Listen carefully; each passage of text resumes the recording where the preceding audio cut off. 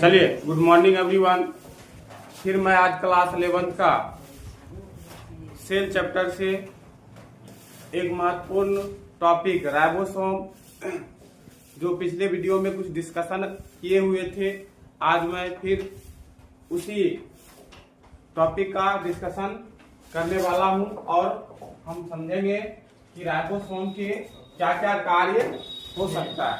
लेकिन उससे पहले कुछ पिछला चीज हम लोग क्या करते हैं, रिकॉल करते हैं। कल आपको वो बताए थे कि राइबोसोम जो होते हैं वो राइबोन्यूक्लिक प्रोटीन की बनी होती है। किसकी बनी होती है? राइबोन्यूक्लिक प्रोटीन की बनी होती है। देख रहे हैं ना, इसमें वो कहने का मतलब, अगर हम राइबोन्यूक्लिक प्रोटीन की बात करेंगे तो आपको बता दें कि उसमें क्या क्या पाया जाएगा, RNA प्लस और क्या पाया जाएगा, वो प्रोटीन पाए जाएंगे। क्या पाए जाएंगे? प्रोटीन पाए जाएंगे। इतना चीज समझने में कोई दिक्कत? इन्हीं चीजों से मिलकर क्या बनते हैं, वो राइबोसोम बनते हैं। क्या बनते हैं? राइबोसोम बनते हैं। ये चीज हम कल आपको बता दिए थे, ठीक है। और ये भी बताए थे कि राइबोसोम का वो खोज किसने किया था? पैलेड ने किया था। किसने किया था? पैलेड ने किया था। कब किया था वो? 1955 ईस्वी में किए थे। इतना चीज समझने में कोई दिक्कत?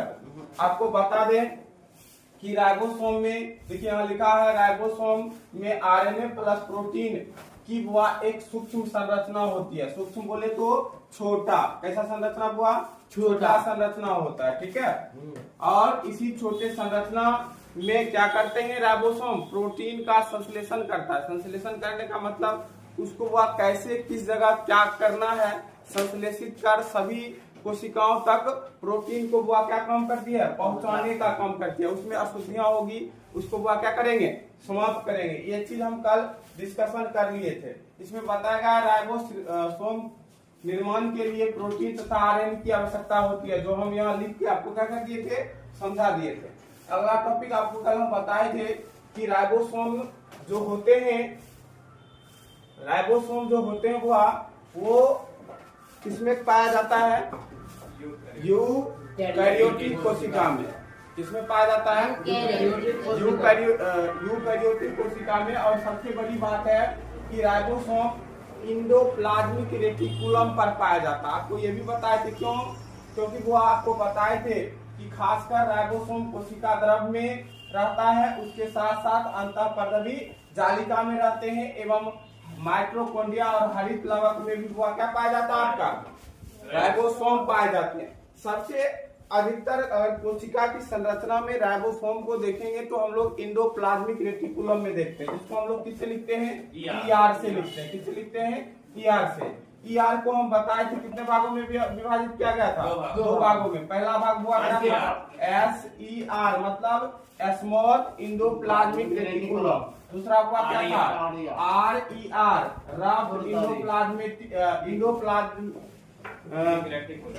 रेटिकुलम। इतना चीज वो समझने में कोई दिक्कत? तो वो ये दो प्रकार में, इसमें तो राइबोसोम वो उपस्थित नहीं होता है, लेकिन रफ इंडोप्लाज्मिक रेटिकुलम में वो क्या राइबोसोम उपस्थित रहते हैं। और आपको बताए थे वो राइबोसोम वो कैसी उपस्थित रहता है? एक दानेदार संरचना के रूप में वो क्या होती है?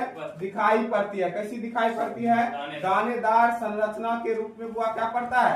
दिखाई पड़ता है। इस पे वो पाया जाता है। ये किसका परत होता है? तो RNA प्लस प्रोटीन की सम्मिलित रूप होते हैं, जिन्हें वो हम लोग क्या बोलते हैं? राइबोसोम बोलते हैं। इतना चीज समझने में हुआ किसी को दिक्कत? आपको ये बात भी हम चर्चा किए थे, आपको ये बात का भी हम चर्चा कर चुके थे, ठीक है। अब अगला चीज हम लोग देखते हैं। अगला आपको बताए थे कि राइबोसोम की संरचना की जब भी बात करेंगे तो वो आपको इलेक्ट्रॉन सूक्ष्मदर्शी से ही हम उसको क्या कर सकते हैं? देख सकते हैं। मतलब कि कोशिका एक तो छोटा होता है और उससे छोटा हुआ उसका कोशिकांग होंगे, ये हमको पता होना चाहिए। देखिए राइबोसोम का अगर आकार की बात करेंगे तो वह कैसा है, तो सूक्ष्म और गोलाकार होते हैं, जो जिसका व्यास हुआ कितना से कितना एंगस्ट्रॉम, 150 से लेकर 250 एंगस्ट्रॉम तक उसकी क्या होती है, व्यास होती है।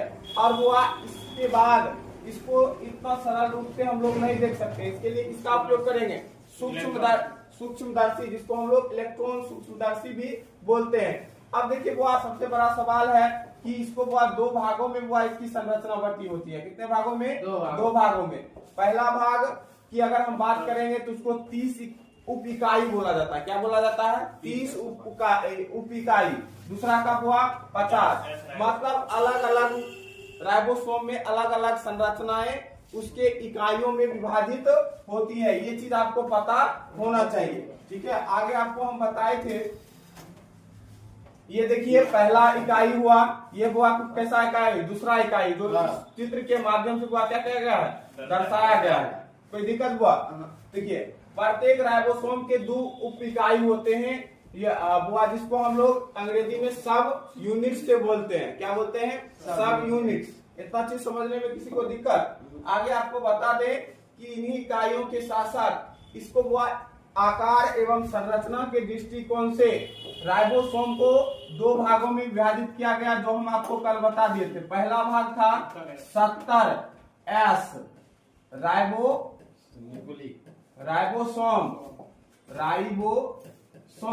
70S ribosome. दूसरा हुआ क्या बताए थे, उसको 2 इकाई में। दूसरा बताए थे 80S राइबोसोम बताए थे। हाँ, चलिए अब बुआ इसका भी 2 उप इकाई है। कितने इकाई है, 2 इकाई। जैसे कि अगर हम 70S राइबोसोम की बात करेंगे, अब वह किस आधार पर इसको 2 भागों में विभाजित किया गया उसको समझते हैं।